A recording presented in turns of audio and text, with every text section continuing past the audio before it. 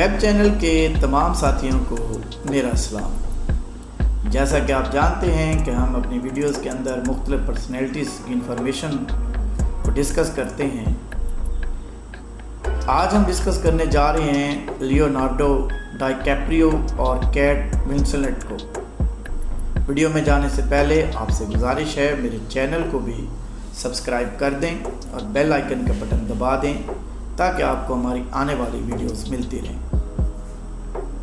DiCaprio इस time 49 years के हैं, जबकि कैट इस टाइम 49 इयर्स की हैं। डिकैप्रियो ने 37 से ज़्यादा फिल्मों में काम किया हुआ है, जबकि कैट ने 54 से ज़्यादा फिल्मों में काम किया हुआ है। डिकैप्रियो की नेटवर्थ 300 मिलियंस है, जबकि कैट की नेटवर्थ 65 मिलियंस है। डिकैप्रियो 6 फुट के हैं, जबकि कैट 5 फुट 7 इंच की है। डिकैप्रियो की बर्थ प्लेस लॉस एंजलिस है, जबकि कैट रीडिंग में पैदा हुई, इंग्लैंड में पैदा हुई।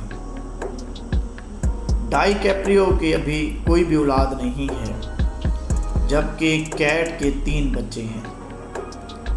डिकैप्रियो ने अभी तक शादी नहीं की, जबकि कैट अब तक 3 शादियां कर चुकी हैं। इन्होंने 1998 में जिम से शादी की और 2001 में डिवोर्स ली।